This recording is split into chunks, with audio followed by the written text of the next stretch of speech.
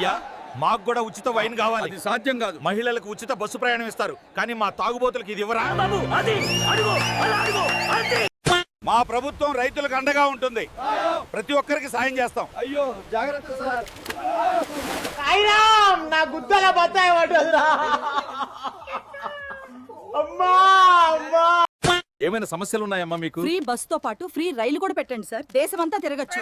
అన్ని చెప్పండి, క్యాంటీన్లో ఉన్నాయని చెప్పండి. ఆయన మొహటో కోసం అడిగితే అన్ని ఏకర పెట్టేస్తున్నారు. సిగ్గుండే కదా సార్, ఉచిత బస్సును తొలగించండి. మీరు ఉచిత బస్సును తొలగిస్తే మేము మీకు ఓటు వేయము. అది ఉంటే మేము ఓటు వేయం. పెద్ద సమస్య వచ్చి పడిందే, ఇప్పుడు ఏం చేద్దాం? అయ్యా, ఉచిత బస్సును తొలగించండి. మా ఆవిడ ఇంట్లో వంట కూడా చేయడం లేదు, రోజంతా బస్సులోనే ఉంటుంది. నా కష్టం ఎవరికి చెప్పను సార్. నేను నా భార్యను చూసి 4 రోజులైంది. నా బాధ ఎవరితో చెప్పుకోనమ్మా. ఏమా, ఫ్రీ బస్ పథకం ఎలా ఉంది? ఫ్రీ బస్ ఇస్తే ఎమ్మెల్యేని కూడా పట్టించుకోరా? ఫ్రీ బస్ ఇవ్వడం మా తప్పు. కరెక్ట్, ఇది కరెక్ట్ గా చెప్పావయ్యా.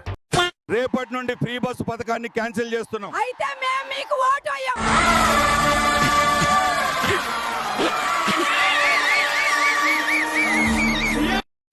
రే, ఏంట్రా ఇంతమంది ఎక్కారు బస్సు? ఈ ఫ్రీ బస్సు పెట్టినోడిని చెప్పుతో కొట్టాలి. సరిపోయింది. హీరో విలన్ కొట్టుకుని కమెడీని చంపేసినట్టు నా మీద పడతారేంటి వీళ్ళు? మాకు బస్సులు సరిపోవడం లేదు, ఫ్రీ ఆటో కూడా పెట్టించండి. అవును సార్, మాకు కూడా బేరం వచ్చినట్టే ఉంటుంది. అరే, ఫ్రీ బస్సు పెట్టాం, ఇప్పుడు ఫ్రీ ఆటో, మరి తర్వాత ఫ్రీ కార్ అడుగుతారా? ఏం పాయింట్ పెట్టావన్నా, సూపర్. ఈసారి కూడా నాకు ఓటేసి గెలిపించండి. నీకు మాత్రమే నేను ఓటు వేయను. నీకు ఫ్రీ బస్ ఇవ్వడం నా తప్పు, నా తప్పుతో నేను కొట్టుకోవాలి. అయిందా? బాగైందా? ప్రతిదానికి ఓవర్ ఎక్స్ప్రెషన్. ఫ్రీ బస్ ఇప్పుడు ఫ్రీ బస్ నోరు పడిపోయిందా?